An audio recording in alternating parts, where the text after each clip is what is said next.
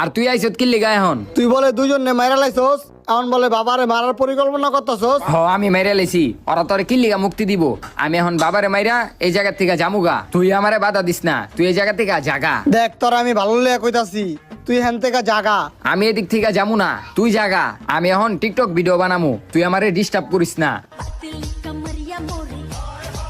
তোর তো সাহস কম না, তুই আমার লাগে এমনি কথা কস। আর তোর টিকটক এই এই